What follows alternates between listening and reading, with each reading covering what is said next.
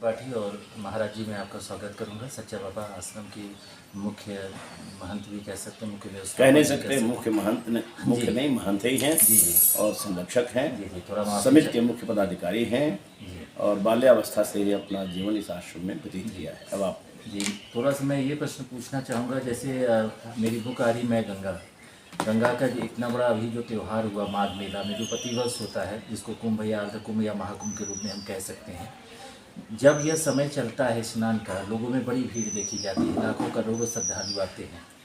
जो धर्म को मानते हैं वो भी आते हैं, जो विज्ञान को मानते हैं वो भी आते हैं।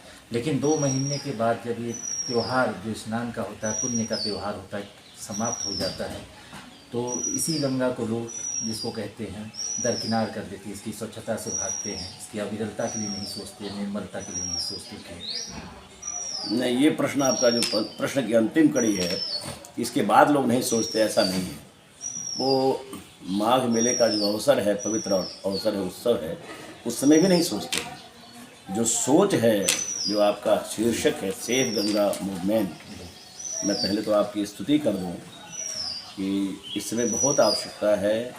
जो गंगा माता पाप हारिणी हैं, पुण्यदायिनी हैं, पुण्य सलिला हैं, उन माता को हम लोगों को बचाने के लिए अभियान करना पड़ रहा है। सबसे बड़ा खेदजनक तो यही है।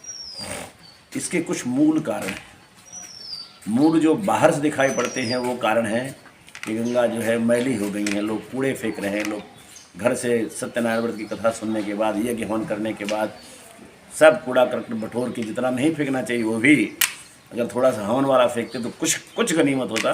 पूरा सब जितना पल्लव, मिट्टी, दीपक, धूप, दीप, अक्षत सब फेंक देते हैं और मतलब जितना पुण्य नहीं करते उतना पाप कर देते हैं। जैसा कि अभी तक हमने जो रिसर्च किया गंगा का, जो सोशल रिसर्च कह सकते हैं, कि जब शाम का वक्त आता है तो आरती के लिए लोग आते हैं। जब उनके कर्मकांड पर होते हैं तो वो गंगा के किनारे आते हैं।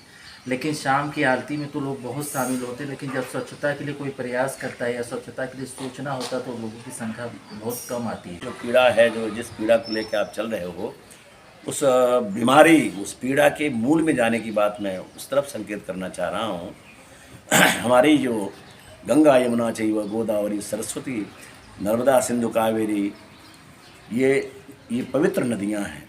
ये नदी नहीं है, ये दैवी प्रवाह है, स्रोत है, जिसको हम देवता इंद्र का दर्शन तो आप साक्षात नहीं कर सकते। सूर्य भगवान का तो कर सकते हो, बड़ी लंबी दूरी है, चूँकि प्रकाश आ रहा है इसलिए कर पा रहे हो। अभी प्रकाश शून्य होते तो उनका भी ना कर पाते। बाकी देवताओं का आप दर्शन नहीं कर पाते, लेकिन साक्षात इन नदियों का द्रवीकरण जो है सामने आपके प्रस्तुत है, उसका आप स्पर्श करते हो, उसका पान करते हो, प्रत्यक्ष एकदम उनसे हमारा संबंध है। लेकिन हमारे संस्कार में जो पहले से था, हमारी भारतीय संस्कृति में, कि गंगा माता हैं, इनको हम किसी प्रकार से भी अपनी माँ को पीड़ा न पहुँचावें। उस संस्कार की जहाँ वो विखंडित हुआ, वहीं से ये परेशानी प्रारंभ हुई। अब लास्ट में एक प्रश्न आपसे पूछना चाहूँगा। प्रदूषण में गंगा के सबसे पहला नंबर किसे देंगे? शव को, जो बॉडी फेंकी जाती है, अस्थियों सबसे को? पहला नंबर है उनकी धारा को रोक देना।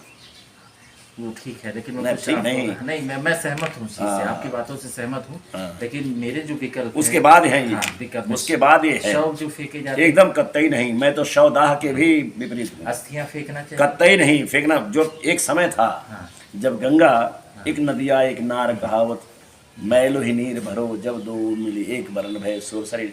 जब गंगा का इतना प्रवाह था, जब एक नहीं 100 मुर्दे भी बह के चले जाए समुद्र में, तब तो ये धारणा ठीक थी। फूल माला अगरबत्ती कुछ भी नहीं। ये भी गंगा जी में अगर फेंक सको तो अपने घर का एक लोटा जल और एक लोटा गाय का शुद्ध दूध डालना हो तो डालो, वरना जाके वहाँ प्रणाम करो और चले आओ। यानी आप सहमत है कि धार्मिक पूजन सामग्री हो, कुछ भी नहीं, उसके प्रवाह को नहीं रोकना चाहिए, सौ को नहीं फेंकना चाहिए, सारी चीज़ों को नहीं फेंकना कतई नहीं। ये आचार्यों को, विद्वानों को, जिन्होंने महत्व दिया है कि गंगा में एक हड्डी पड़ जाए तो उससे बहुत पुण्य होगा, लेकिन जब गंगा बचेगी तब ना हड्डी पड़ेगी तो पुण्य होगा। गंगा के अस्तित्व को बचाने के लिए पहले इस धारणा को मोड़ना होगा। अभी गंगा का अस्तित्व बचाओ, गंगा जल ले आकर के डाल दो और श्रद्धा करके, और उसको अपने बाग बगीचे अपने खेत में सौदा करके पवित्र कर दो। लास्ट क्वेश्चन मैं पूछना चाहूँगा, गंगा के लिए जनता को कितना जिम्मेदार, मतलब गंगा की प्रदूषण के लिए, गंगा के लिए नहीं, जनता ही जिम्मेदार है, जनता ही संस्कार विहीन हो गई है, इन बातों को समझना नहीं चाहती है। एक देहाती किस्सा है, उसको भोजपुरी में कहते हैं कि एक बनिया ने कहा था कि बेटा धान और गेहूं खरीदना नहीं, केवल सरसों ही खरीदेंगे, क्योंकि दादा कहे थे कि सरसइये ला देना। तो हमारे पंडितों ने कह दिया कि हाँ, शवदाह करने से गंगा के तट पर बड़ा पुण्य होता है, शव के एक अंश भी पड़ जाए तो बड़ा पुण्य। ये कभी समय कहा, मैंने जो कहा कि कभी धारा थी, अविरल धारा थी, इतना प्रवहमान थी गंगा कि कुछ भी डालो तो कोई बात नहीं।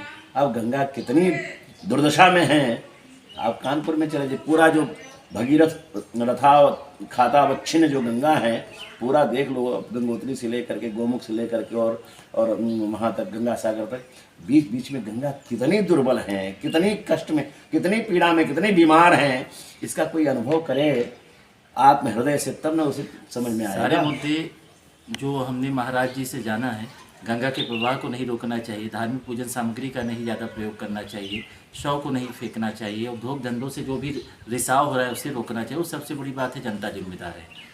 जनता यानी हम भी हैं, उस जनता में लोग भी हैं। तो बहुत अच्छा लगा सर के साथ, एक महाराज जी के साथ मुलाकात हो, उनका आशीर्वाद तो मिला ही, साथ ही हमारी बुक जो मैं गंगा आ रही उसके लिए भी उनका एक आशीर्वाद और धन्यवाद मुझे मिला, और जिसको कहते हैं उनका आशीर्वाद मेरे लिए सौभाग्य का विषय है। तो फिर कभी हमारी जब भी यहाँ आना होगा तो इनसे हम लगातार मार्गदर्शन देते रहेंगे। बहुत बहुत धन्यवाद। नमस्कार, मैं डॉक्टर अमित त्रिपाठी।